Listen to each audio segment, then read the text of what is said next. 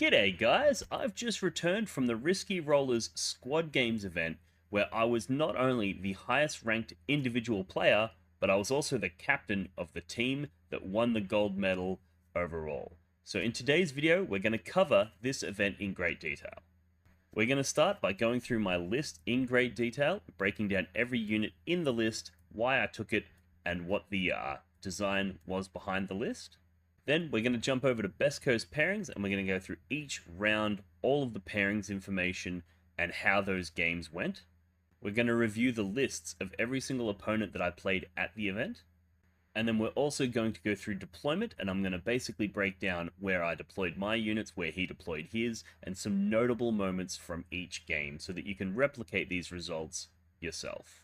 So if any or all of that sounds interesting to you, I hope you stick around for the rest of the video, and let's get stuck into it. Welcome to the Blood God.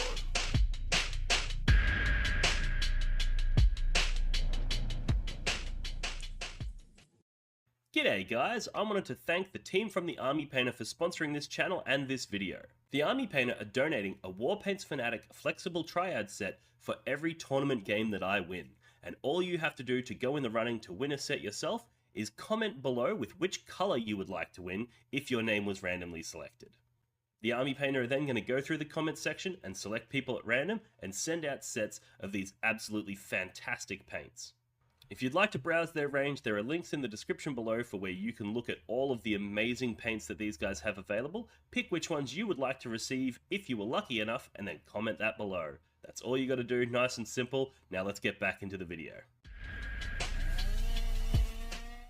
Alrighty guys, first just a few details about the event. So it was a 3-round teams event with 4-man teams. So we had a pairings exercise where basically each captain would put up one list and put one list aside as their champion.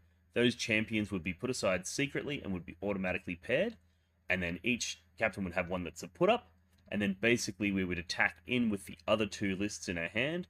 They would get to select which one of those 2 they want to verse, and then everybody would go off and play their games. So it didn't quite have the complexity and nuance of an 8-man teams event, but there was still some really interesting stuff to be done with that pairings exercise. And the main thing that we built our team strategy around was that whoever that put up is, they get to select their table.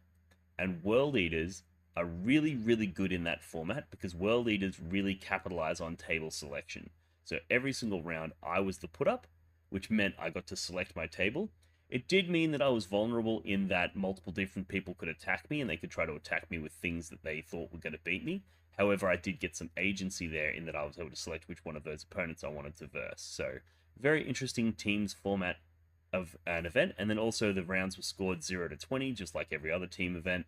And it was whichever team ended up with more points than the other would win. So, my team went undefeated. We did an absolutely smashing job. I'm very proud of my boys. And let's talk about my list first. So, with that caveat about table selection, which is a very important part to consider when talking about list design. So let's pull up my list now and we'll have a look. Are you tired of overkilling or underkilling enemy units? Tired of wasting time deciding how many attacks to allocate to achieve a desired outcome?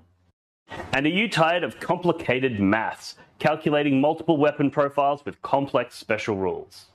Well, thanks to today's sponsor, all of those problems are problems of the past. Adept Roll allows you to input the profile of your attacking units and the profile of the units they are attacking into to calculate expected results with precision.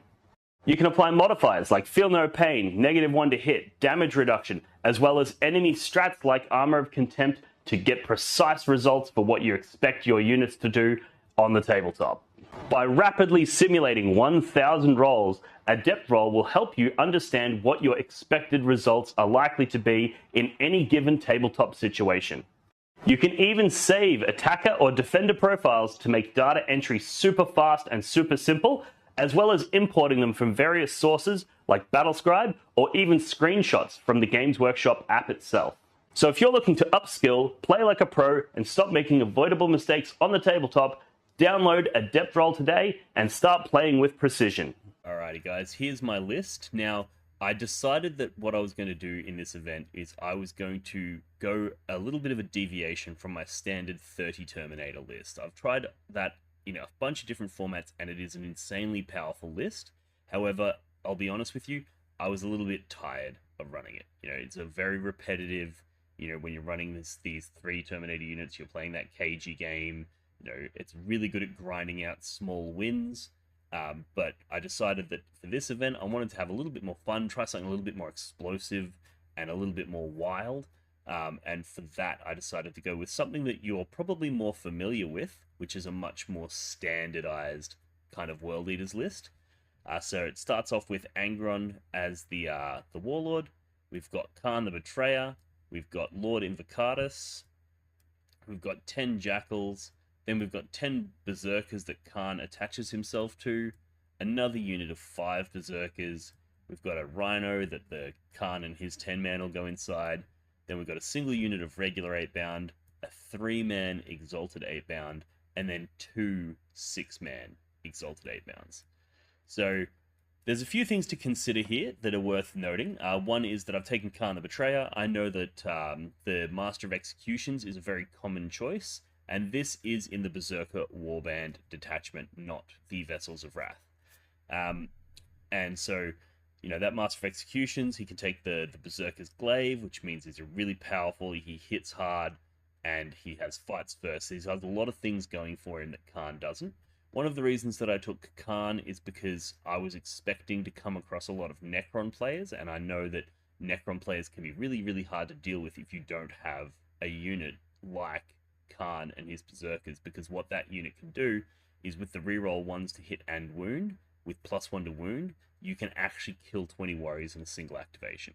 So I really wanted Khan and his unit in for that purpose. I know you can unlock that by using Angron to get your reroll hits and using your 8-bound to get your reroll 1s to wound, but what I was hoping to do if I did get paired into Necron was basically send Khan and his Berserkers into one unit, and then Angron with 6 Exalted 8-bound and the 3 regular 8-bound into another unit and try to just absolutely break their back early.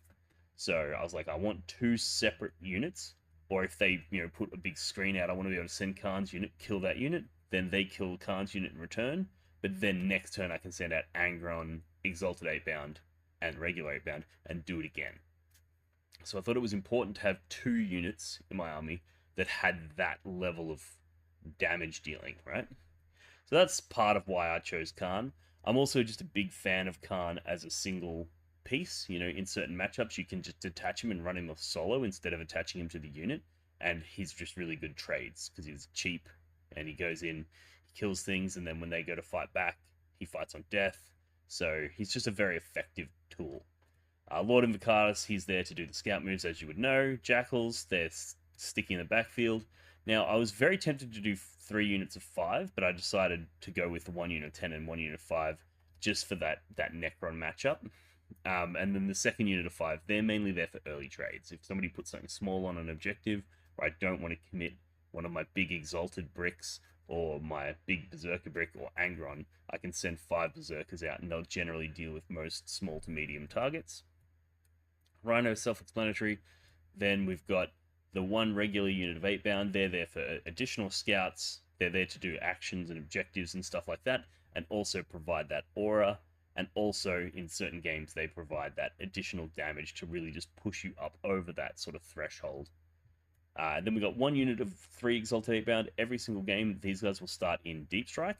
I think it's really important to always have at least 1 unit in Deep Strike reserves, because if you don't, your opponent can abandon their backfield and they can just shove everything at you.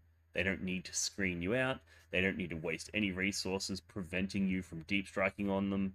Whereas if you have 3 Exalted and you just keep reminding your opponent, all of a sudden they have to leave some of their army back in order to make sure that you don't get in behind them, which means you're not fighting your entire army versus their entire army. You're fighting your entire army versus a sizable chunk of their army. So that's really important to make sure you have that. So that's what those 3 Exalted were for. And then the 2 6-man Exalteds were pretty much always the recipients of the scout move, and they were able to go in and just do absolutely critical damage early in several games. So that's the list. It's not exactly revolutionary. It's very hard to do so whilst we're waiting for a World Eaters Codex. But I think there's some small tech pieces in there, some decisions in there that you might find interesting.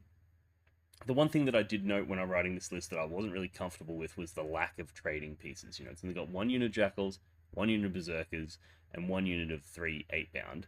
They're the disposable pieces. Everything else is like a 300 plus point unit. So really, really expensive. So if you're playing somebody who's got lots of really cheap stuff, they can basically put out a small cheap unit and force you to trade for a really big expensive one, which can be very, very hard, very, very taxing, and really sophisticated players can use that against you. I was basically relying on in this event using brute force to overcome that issue, and I'll go into that in detail when we get into some of the matchups. But yeah, that was the list that I submitted for Squad Games.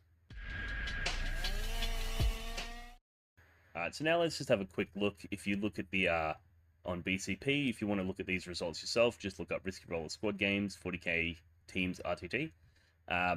We've got the player placings here. As you can see, we've got me with our team was called Big Vic Energy. We're a splinter off of the Team Victoria for the Australian New Zealand Team Championship. So we're basically representing our home state of Victoria. You got me on the World Leaders here, and I was actually the top placed individual with a 20-point win and 20-point win and an 18-point win. So massive results there. And then as you can see, my colleague Kyle McKenzie, he also got an 18, a 20, an 18, and a 16, so massive. He came second overall. Jason Horn got a 19, a 15, and then a 20, so he did really well as well. And then our other player down the list is Lockie Callaghan, who got an 18, a 14, and then a 9. So he's the only one on our team that dropped a game, but it was a very, very close game. So yeah, overall, everybody in the team performed fantastically, and that allowed us to get this #1 spot with out of 80 points total, because it's 4-man teams and you get 0 to 20 per person. We got a 77, so only dropped 3 points. Then we got a 67, and then a 63. So 3 very dominant victories there. But let's get into the pairings and have a look at the scores that we achieved. Alright, this is our first round. So as you can see, we've got Jack Williams on Deathguard got paired into me. Adeptus Custodes got paired into our Ynarri player. Our Chaos Demons got paired into our Dark Angels player. And then their Space Marines got paired into our Necrons.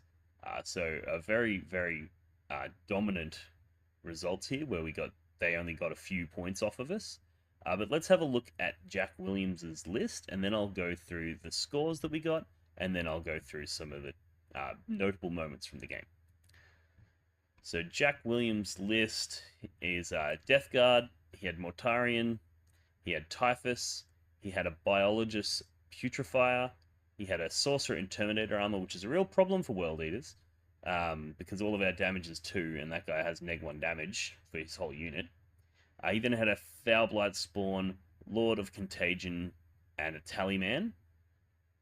He had 10 Plague Marines. Now these guys take a couple of the characters. That gives them fights first. Also gives them really good grenades, so they can also be a pretty big problem for the World Eaters.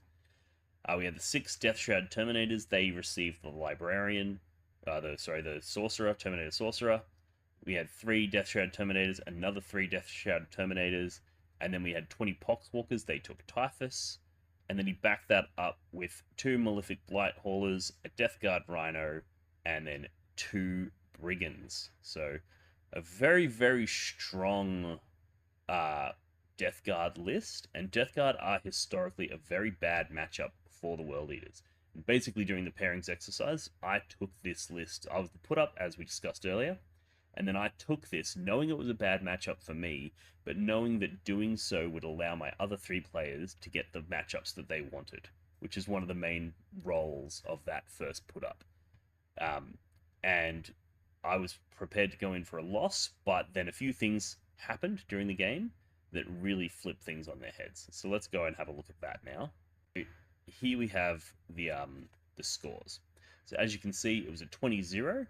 And you can see that Jack, essentially, he got 3 points out of the primary, and only a small handful of secondaries here. He really struggled to score those victory points in this game. And as you can see, I absolutely hammered those primaries and scored quite well on my secondaries, getting a total of a 100 to 28 victory points, which in the WTC scoring format comes out as a 20-0. But let's jump over and have a look at the deployment. So if we look at the deployment here, so we had linchpin, banners, and search and destroy. That was the mission that we played, and this was the map that we played on. So basically, I had this deployment down here, and Jack was up the top here. He had Mortarion deployed back here. He had most of it was deployed around this sort of area with a couple of brigands. In reserves, he had the 2 3-man Terminators and the single character, the Lord of Contagion. Everything else was on the board.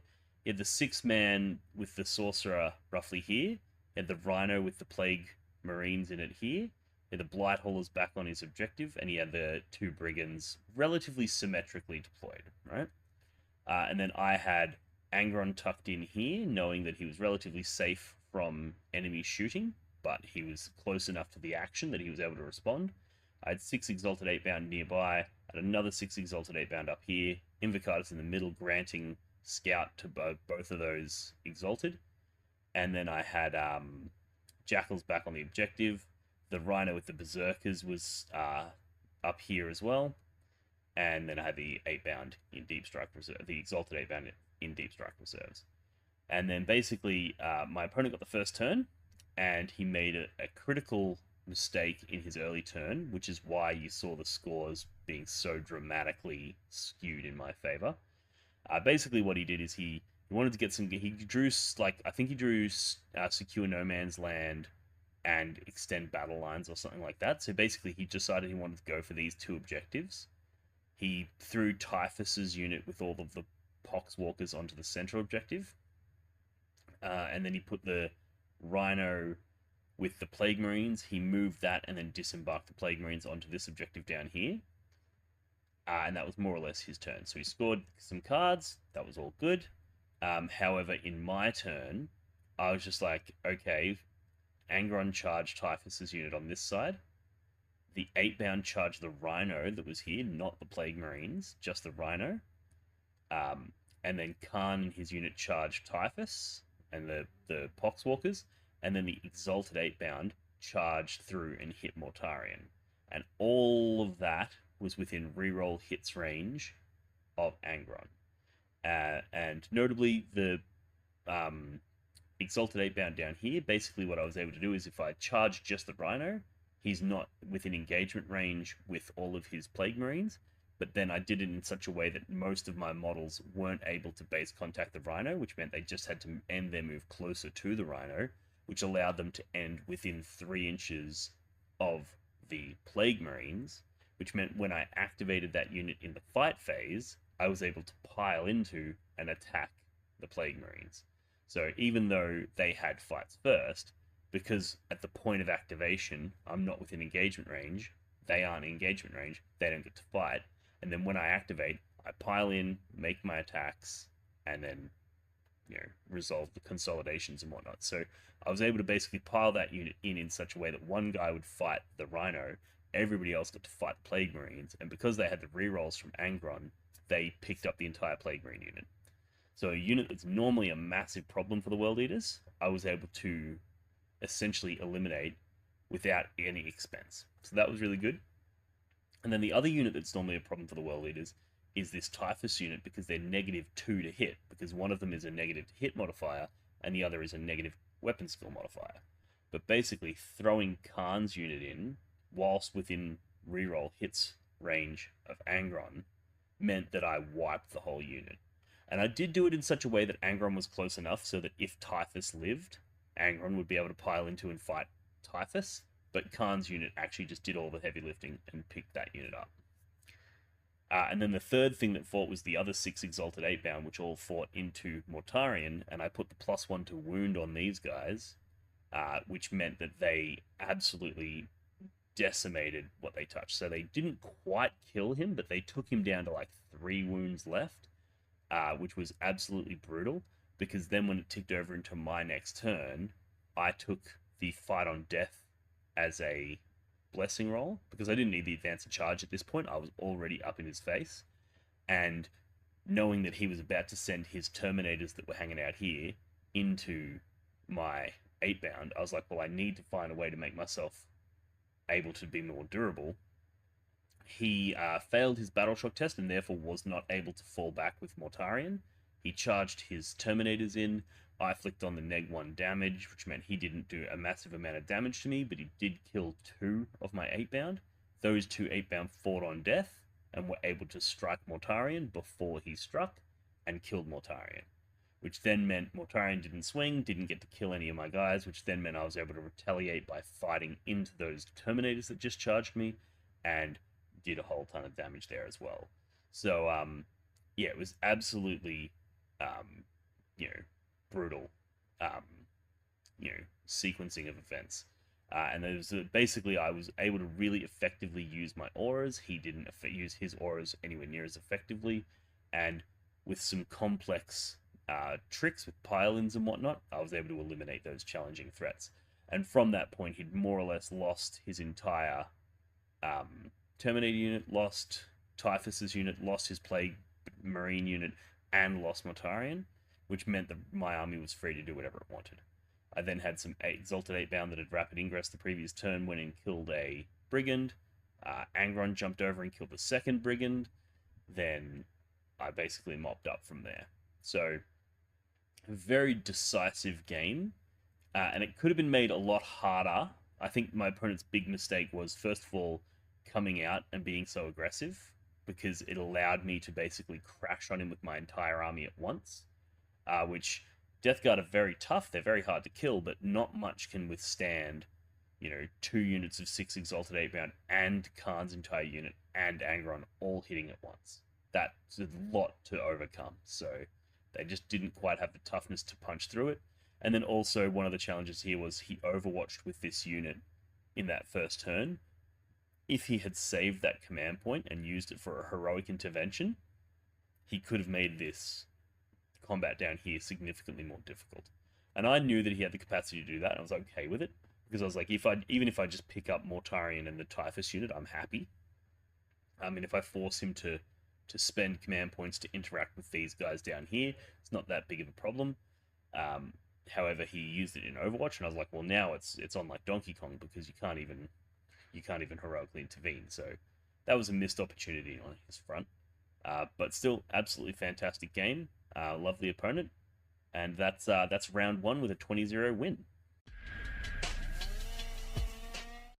Ned Kelly was an Australian bushranger, outlaw, and folk hero who was best known for wearing a homemade suit of armour during a shootout with police in 1880. Kelly became legendary in Australian folklore, with some viewing him as a symbol of resistance against authority, and others viewing him as a dangerous criminal. There is one question that historians have never been able to answer, and that is, what would Ned Kelly look like as a space marine? Well, he'd have to have his iconic metal helmet, of course, and big dirty trench coat. He'd have to have 2 pistols for shootouts. One would be a plasma pistol, the other a bolt pistol, just like Cypher.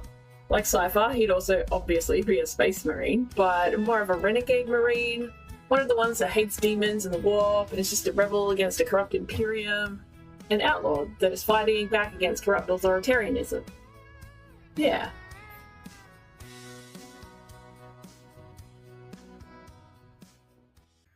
Alright, so let's jump over now and have a look at our round 2 pairings.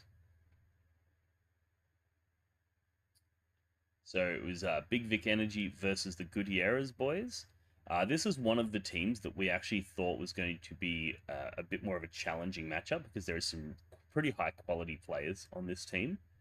But we got some really interesting stuff happen, which ended up putting it into a massive win in our favor. So even though a lot of these players are actually quite good at the game, we just had one of those rounds where multiple things swing in our favor, and I'll go through those in a moment. But we basically had our Necrons got a 15-point win into their Orcs. Our Dark Angels got a 14-point win into their Deathwatch. That game was on stream, by the way. I'll chuck links in the description. We had our Eldari got a freaking 18-point win into their Guard. and then I got a 20-point win into, it says Deathguard here, but it was actually Adeptus Custodes. Hopefully he's got it listed correctly. But yeah, overall, another massive round win for us, and the team did an absolutely stellar job. But let's have a look at Lawrence's list, and we'll break that down. So yeah, he's got the Adeptus Custodes. Now, you'll have to forgive me, I'm no expert on Custodes, so I might not be able to fully articulate what all of this does, but he basically had a couple of Blade Champions, which give advance and charge. He had a couple of Alaris Shield Captains with enhancements. Then he had a Dawn Eagle Jet Bike with an enhancement. He had a unit of Custodian Guard. He had, interestingly, I'm not seeing the character there. There was a character attached to them as well. We'll see if it's down the bottom. But yeah, so he had two Blade Champs, Shield Captain, Dawn Eagle. Then he had a unit of Guard. He had 2 units of 2 Terminators, so that they get attached by the Alaris Terminator Shield Captains. Then he had 2 units of Wardens. They take the Blade Champions. He had a couple units of Prosecutors. He had Venatari, and then this Inquisitor Draxus allied unit. And Draxus joins that guard unit, which allows them to double shoot and reroll wounds if they're controlling an objective, etc. So a really brutal list, and in my experience, Custodes is a very hard matchup for the World Eaters, because they kind of do a similar thing to we do, but they're way tougher. And because we're doing all of our stuff in combat, which is where they want to be anyway, the fact that we're faster than them doesn't really play too heavily into it. So it becomes kind of a tricky matchup. And I was expecting a loss on this one as well, but this is another one of those situations where nobody else on the team wanted to verse this. So I was like, it's all right, I'll take the Custodes. You guys go and get your big wins elsewhere. But then, as you're about to see, it didn't turn out that way. So let's jump over and have a look at the scores now. All right, so this is the round 2. So as you can see, it was another big 20-0, 100 points to Lawrence's 20. We were on Purge the Foe, and as you can see, I basically completely maxed out all of my secondaries and got my 100. Whereas Lawrence, he got 2 kills for Purge the Foe, and he got Secure No Man's Land for 2, but that's all he was able to score all games. It was another absolutely brutal, blood-soaked game, and we're noticing a bit of a consistent theme here with the way that this list was piloting. So let's have a look at the map, and I'll explain how it all went down. So this is round 2, so we played this tipping point as the deployment, and basically, knowing that he has very little guns in his army, I deployed more or less on the line. He had a unit of Custodian Guard back here, he had a Warden unit here, and then he had a Warden unit down here, and then I had basically Exalted 8-bound, Angron, Rhino with Khan in it, Jackals along the back here, Berserkers over here, and 8-bound over here. And then basically I was like, I need to go second so that I can, temper my drops, because he had a lot in reserves, and I was like, I need to try and go second so that he has to drop, and then I get to drop on top of him and hit him, was the plan. But I got the first turn. I was like, all right, well, the game plan now changes. So basically what I did in the first turn is I just went full send. I took the advance and charge, I took the Feel No Pain, and then I basically went scouted up, charged Angron and a unit of 6 Exalted 8-bound into one unit of Wardens down here. I charged the second unit of 6 into the one that was over here. I charged Lord Invocatus into the one that was over here, and the 3 regular 8-bound into the one that was over here. All right, and my theory was, because I'm going first, if I send in and hit him hard enough, in his first turn, he can't bring in any of his reserves. So he's just going to be fighting me with what he has left on the board, which was very minimal. And then I get another turn before he brings on all of his reserves. So I was like, if I'm going to get 2 rounds of fighting into him before he brings on his reserves, I probably more or less kill everything that he has. In which case, then, I've taken his entire deployment zone. He then deep strikes probably back on my deployment zone. But I'm able to basically flip that game on its head. And that's more or less exactly what happened. I knew it was risky. I had to make a few decent-sized charges in order to pull this off. but I managed to get them all. So I had Angron and 6 Exalted fighting here. They killed the Warden Brick all the way down to just the character remaining. And then up here, I had Invocatus, the 6 Exalted, and 3 regular 8-bound, fought and killed that unit down to 2 guys left, I think, and the character. So massive amount of damage dealt in that first turn. Then we ticked over into his first turn. He failed the battle shock or the leadership test required to fall back from the 8-bound down here, so that character was stuck in combat, which meant he wasn't able to shoot me with anything that he had. Not that he had a massive amount of shooting on the board, but he was trapped there. And then up here, he failed his normal battle shock test because there was the 2 guys and the character left. And as a result, he didn't want to fall back, because if he did, he would have had to take desperate escape tests and possibly lose models. So he stayed in combat there. He then moved the guard unit that was here up to shoot Lord Invocatus, and his plan was basically shoot Lord Invocatus, kill him, then charge the Exalted 8-bound and kill them, was his plan. However, with his shooting, he failed to kill Lord Invocatus, and that then meant that when he went to charge in, he wasn't able to get all of his unit in base contact with my Exalted 8-bound, which meant he didn't kill them either. He ended up killing Lord Invocatus in the charge phase, but he didn't kill them either. And then we went into the second turn, and in my second turn, the Rhino that I'd moved up into the center with Khan, they all disembarked and hit that warden, that guard unit, finished that off. The guys that were down here finished off the character down here. Angron charged the jet bike character, the Dawn Eagle, and it basically had him tabled at that point. Knowing that he was going to rapid ingress this turn, I also basically had the little 5-man berserkers stringing out here. I had the jackals stringing out here. I had the rhino in the middle. I had a combat happening up here. I had a combat happening down here. And then I used my deep strike, which happens before his rapid ingress, to drop 3 Exalted 8-bound here. Even though I wasn't going for a charge, I was ages away, I wanted to drop them there because that meant that when he was rapid ingressing, which he has a unit that could rapid ingress after another unit's already used the stratagem. So he basically was going to rapid ingress 2 units. But because of how I'd spaced everything out, he actually had to rapid ingress them into his own deployment zone, which is one of the worst things ever. If you've ever had one of those games where your opponent forces you to do that, it's the worst feeling, because you're like, well, why didn't I just deploy them there at the start? Then at least I could have used them in the first turn. So he had to rapid ingress back here. I then picked up everything except for the things that he had rapid ingressed. Then we tick over into his turn 2, and he charges them in. Did a little bit of damage, but nothing that I couldn't, scale over. There was one thing where he shot the Khorne Berserkers and they were able to blood surge into him, which obviously, at this point in the edition, I've played plenty of games into Lawrence. He should have known better, so I didn't feel the need to warn him.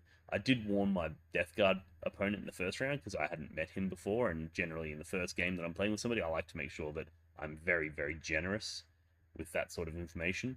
But Lawrence and I have played probably 20, 30 games, and over the years that I've known him, and he knows what the World Leaders do. He knows what Khorne Berserkers do. So I was like, well, at this point, you kind of have to own your mistake. So a Blood Surge moved into him, which meant I was able to kill those Terminators in his turn, which then meant Khan and his unit were able to mop up, and you can sort of see how the game goes at this point. It's just me mopping up. He did activate his 4-up Feel No Pain on that first turn when I sent in all of that stuff, and it was very, very difficult to chew through them. Luckily, I had Angron with rerolls next to the Exalted 8-bound that I, had in combat, so that was really good. And then on the other side, I tried to sequence it in such a way that I'd get him below half strength before fighting with the big 6-man Exalted, because then I'd get full reroll wounds from the regular 8-bound. But I didn't quite get that because of the Feel No Pain. So he played it well in that regard. I think his big mistake was, A, letting me charge him turn 1. Like, his units are fairly fast with advance and charge and stuff. He should have just stayed outside of my charge range. Or, if he's going to put them up closer, use the Sisters to make it so that I can't get everything in base contact with him to prevent me from being able to brick his units. Because sacrificing those 2 units of Wardens early in the game just made it so hard for him to hold anything.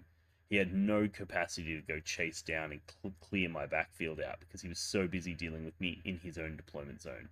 And this is one of the ways World Eaters often generate big wins, is if the fight's happening in your deployment zone, your opponent, like in your opponent's deployment zone, all of their resources are just fighting to try to keep their safe objective and their home. Whereas I'm able to have 5 Khorne Berserkers sitting on this objective here, and he can't threaten them because he's too busy trying to dig himself out back here. So as a result, I'm able to just have 5 Berserkers, which is the easiest thing ever to kill, but he just can't get to them. Whereas if he had either played more aggressively by putting his guys up further, but then using those prosecutors, the sisters, to screen me out so that I can't attack them, he could have then made it so that the fight was happening in the center.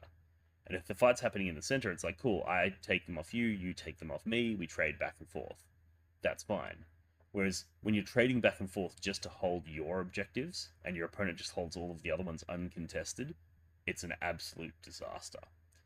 So yeah, really, really good game. It was a Hail Mary. I knew that it was a relatively low chance of working, because if I had failed even 1 or 2 of those charges, it would have been a disaster.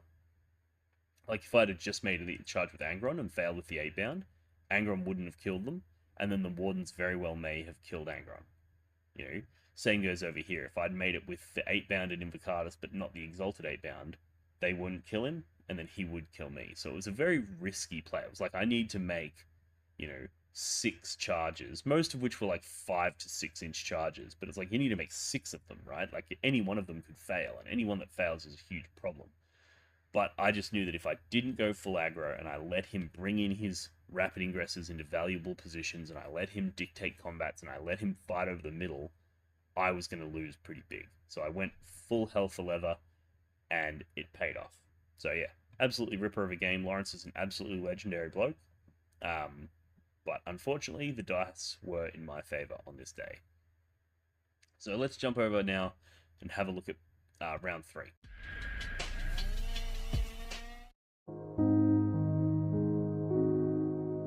The Warhammer community suffers from some of the most prohibitively expensive essentials in the world, especially Australian content creators.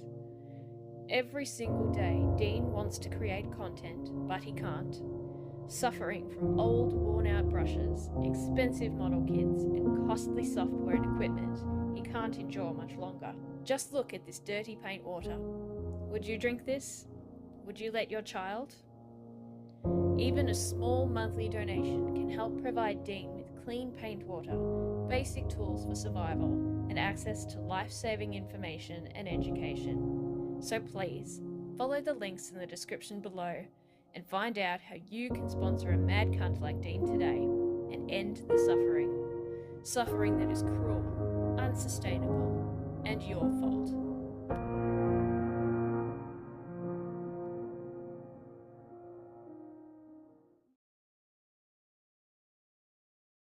Alrighty guys, here we have round 3. So there's Big Vic Energy into Timmy's United, which is another very interesting team. There's some very, very good players on here. As you can see, we had Locke Callaghan got his first loss of 9 points into Michael Hamilton. Kyle McKenzie got a 16-point win into Blake Henderson. I got a 18-point win into Ben Ashton's Eldari. And then Jason Horn got a 20-point win with his Necrons into their Necrons. And I was right next to that table watching it, and it was absolutely fascinating to watch a Necron mirror match, which you'd think would just go on forever. You'd think nothing ever dies on either side.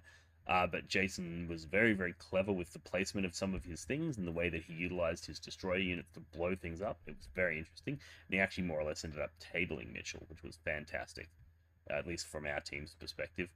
But let's have a look at Ben Ashton's Eldari that I was able to beat. Now, it's worth noting this was the very first time that I'd ever versed the new Eldari.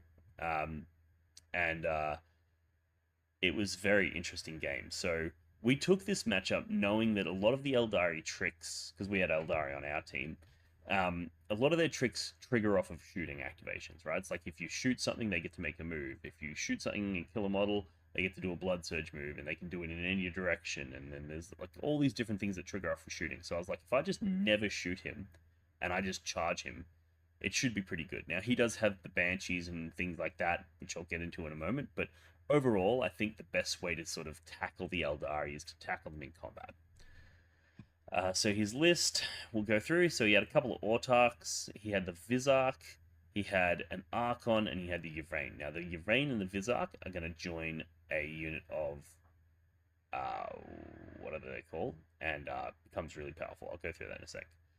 He had Cabalite Warriors, which he split using a Venom. And then he had a Wave Serpent.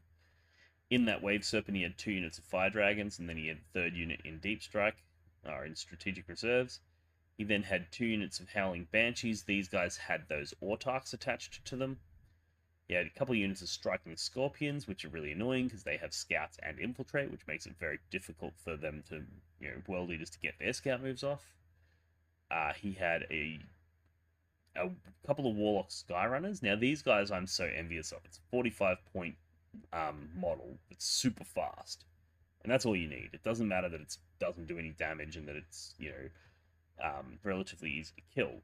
It's just an amazing objective claimer and an amazing tool to screen your opponent.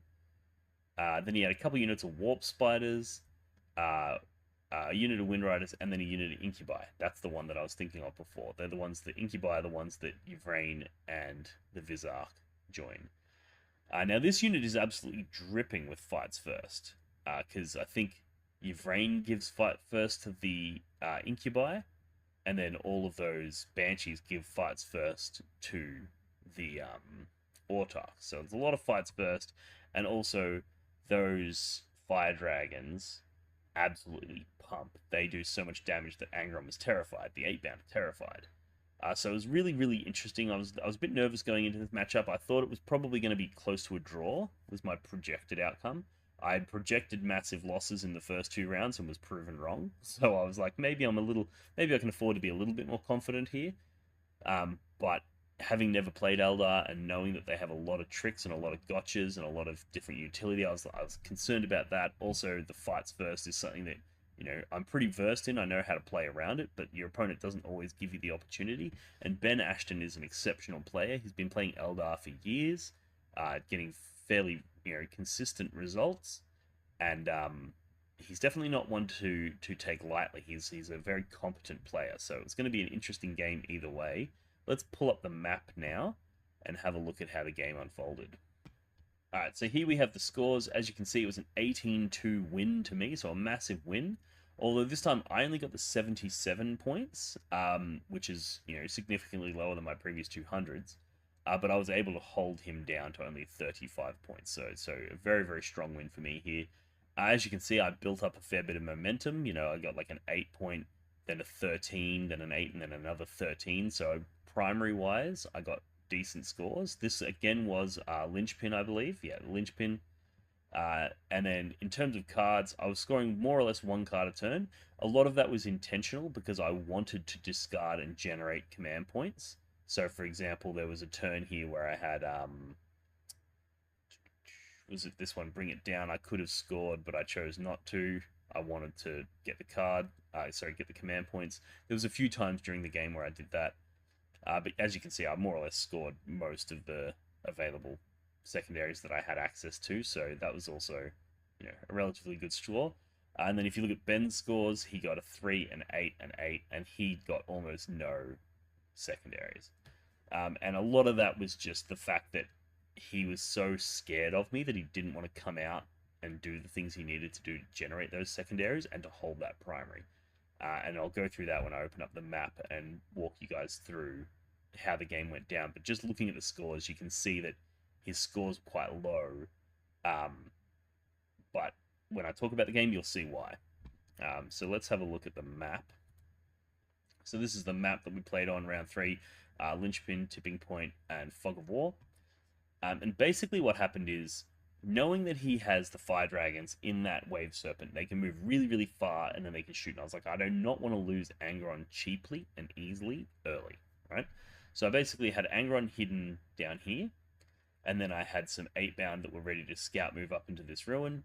I had some more 8-bound hiding in this ruin, and I had Khan and his Rhino hiding in this ruin, and then I had some more bits and pieces dripping around the back.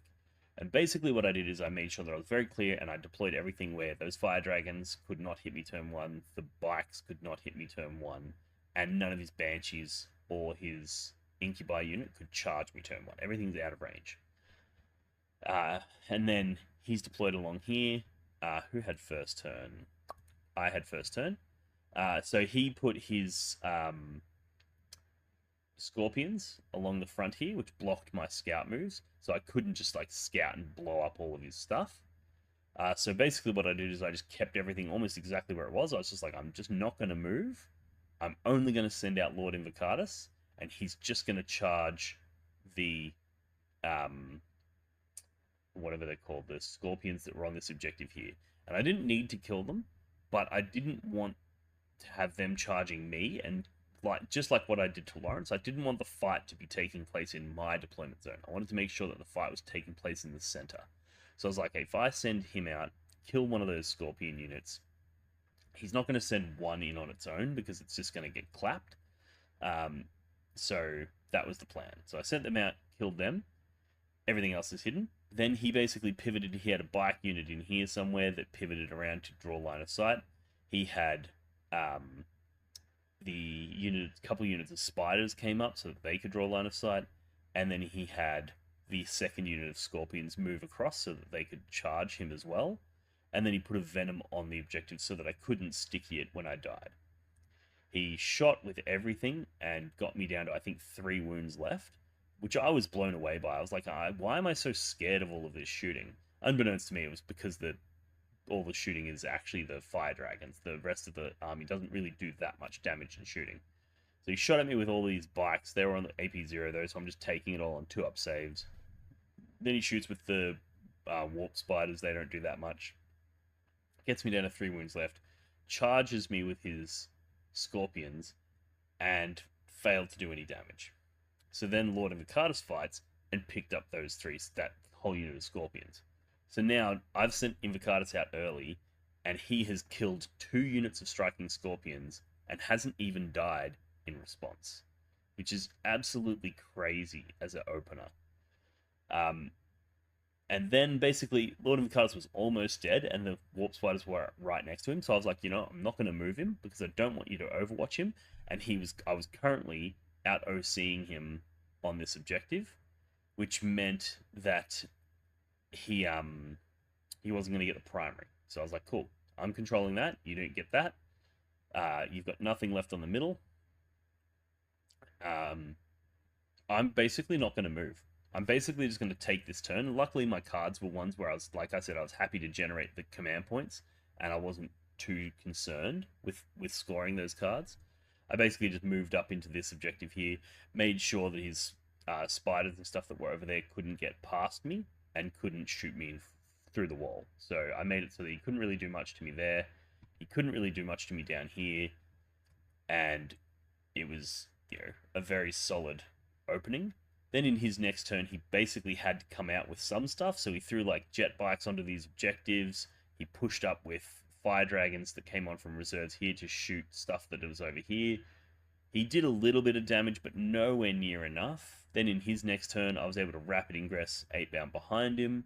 I was able to send all my 8-bound out, tagged his transport, killed like the remaining spiders, killed a bunch of his bikes,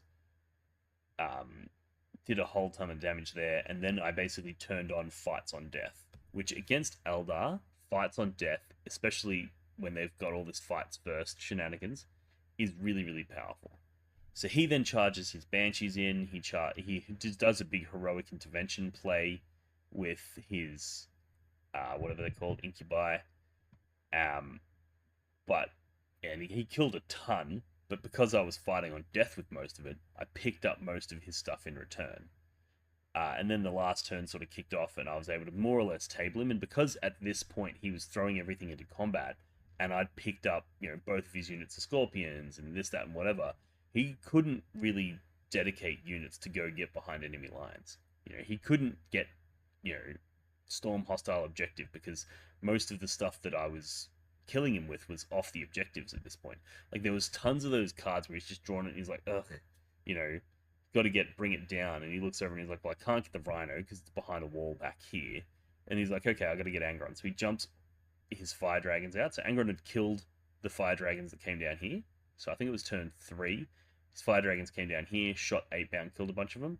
But then Angron, who was safe back here, jumped over and killed those 5 fire dragons. Then in his turn, 10 more have jumped out of this wave serpent, and they've all shot at Angron, and even through their melter, they failed to kill him. I don't think they didn't even do any damage to him, which is freakishly good luck on my side. On average, each fire dragon unit should do roughly 6 damage, if you factor in the fact that they get reroll hits, reroll wounds, and reroll damage. But they are hitting on 3s, wounding on 5s, and d6 damage. So it's like, it's not that reliable. And because I have that 4-up invulnerable save, there was a few rolls where it's like, he gives me 3 wounds, and I pass 3 4-up saves. So obviously significantly higher than average. But as a result, he failed to kill Angron, and then Angron just turned around and killed all 3. Killed those 2 remaining fire dragon units, and now Angron's just running amok, and he has no way of dealing with him.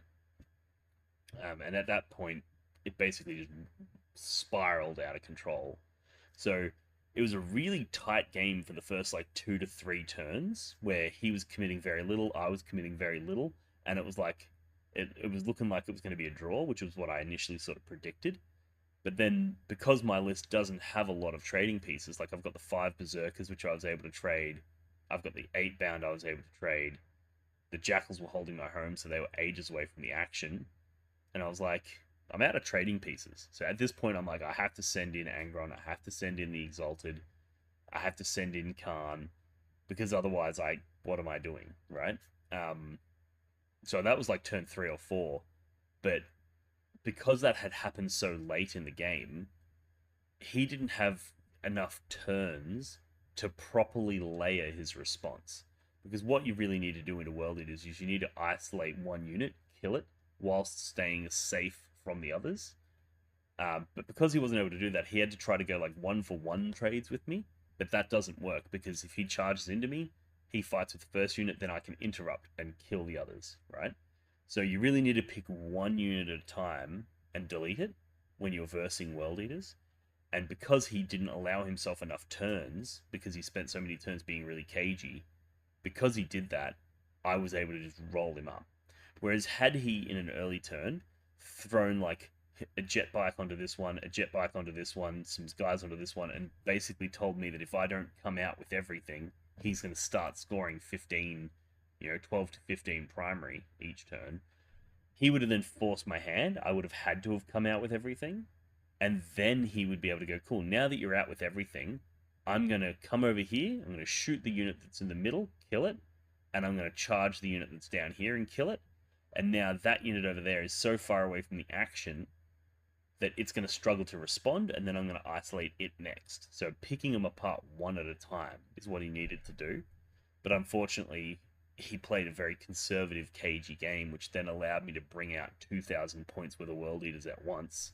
And there are some armies that can kill that. There are a lot of armies that can kill that. I don't necessarily think Eldar is one of them. They do have a lot of really powerful stuff, but because they're combined arms, they've got the combat and the shooting. The shooting didn't do enough, and then he sends in the combat, but then I'm able to interrupt, and I'm able to fight on death. And fighting on death is also really crazy, because it essentially doubles my opportunity to kill him. I'm killing him in my turn and his turn, getting twice as much damage out of my units than you would normally expect, which is one of the beautiful things about melee armies. People often, I think, overlook that. They think, oh, well, hang on. Melee armies, you have to go all the way over there to fight them, whereas a shooting unit, you can just shoot them from a distance, right? So shooting sounds a lot better. And also shooting, you don't have to expose your unit. You can do it from safety. So you're saying I can do something from safety and from a distance without having to go there. And then shooting weapons often have better damage output. Like there's shooting weapons with really strong profiles. That's a lot less common in melee. So a lot of people look at it and they're like, well, I guess melee is just bad in comparison. But what they're misunderstanding is that there's a fight phase in your turn and in your opponent's turn. Whereas there's only one you only get to shoot in one shooting phase. So being able to go, cool, I'm going to fight something in my turn, then I'm going to pile into another thing, tag it, then it can't fall back because I'm Exalted 8 bound, which means I now get to fight that thing in your turn, right? Killing something in your opponent's turn, and then it takes over to my turn, and I get to go again. That's the key to getting success with the World Eaters, is you need to make sure that you're killing things in your opponent's turn to shore up that difference between a shooting army and a combat army. So, yeah, that's the end of round 3, and that's the end of the event. Blog for the Blood God exclusive high quality dice. Blog for the Blood God exclusive high quality dice. Blog for the Blood God exclusive high quality dice. Hi, I'm Dean Simbeck, President and CEO of Blog for the Blood God's exclusive high-quality dice warehouse and emporium. Due to a shipping error, I'm currently overstocked with Blog for the Blood God exclusive high-quality dice, and I'm passing the savings on to you! Roll 9-inch charges, pass invulnerable saves, roll high for damage, and score lots of hits. Check out the links in the description of this video to pick up your set today. So yeah, all in all, I'm very happy with this event, very happy with the way that the games went. I had 3 absolutely fantastic games, tons of fun against 3 fantastic opponents, and my team, the Big Vic Energy, managed to bring home a very, very dominant win. So very proud, very happy, and I hope you could take away something from that, and maybe, you know, if you play any of these matchups regularly, you can have a little bit of an understanding about what I did in order to secure those wins. And even if you play similar matchups, you might be able to retrofit some of those sorts of situations into your others. I guess one of the big takeaways for me is that as a World Eaters player, the number one skill to learn and the number one thing to work on is knowing when to go full aggro and when to play a really cagey game. So that really came into a good example here, is that into the Deathguard and the Custodes, I knew that the only way that I could win that game was to play full aggressive, go full send everything out, and get that game happening fast. I need to start doing damage immediately. I cannot wait. Whereas against the Ynarri, I waited. I was like, cool, I'm actually just sending out Lord Invocatus. He's on a solo mission to go do some damage. Then next turn, I'm just sending out the 5 Berserkers into the center. Everything else stays hidden. And then it's the 3rd turn. That's when I'm like, okay, now I'm shoving my entire army down your throat. You know, so knowing when to pull the pin on going full send, or no, you know, to sound a little bit more technical, to know how to identify when your go turn is going to take place.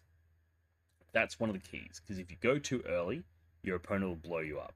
But if you wait too late, you may score not enough on your objectives. So trying to find that balance to figure out, and it's obviously it's going to vary mission to mission, it's going to vary player to player, it's also going to vary heavily depending on whether or not you get first turn or second turn. Like if you get first turn, you really need to go hard, and you need to go hard fast, because your opponent is going to have a very dominant back end of the game, because they're able to, you know, essentially, if they wait you out, they're able to jump on objectives at the end of the game and you don't get a right of reply.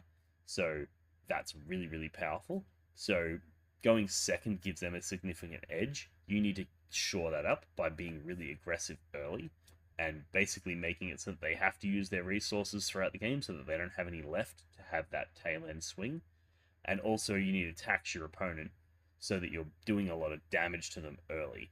Whereas if you're going second, you don't necessarily need to do that, because you can go, cool, I'm going to wait, I'm going to play a more cagey game, because I know that I'm going to get the big tail end swing. So I don't mind if my opponent gets 10 victory points in turn 1 and I only get 5. You know, I don't care if in turn 2 their primary goes up by another 10 and my primary only goes up by 5. Because that's only a 10-point difference. But if at the tail end they're going to get 0 and you're going to get 15 on your primary, and you're also going to score massive secondaries because their army's dead, that's a significant swing in the favor of the World Eaters player. So knowing how to temper that, and when to pull the trigger and when not to, is one of the hardest things.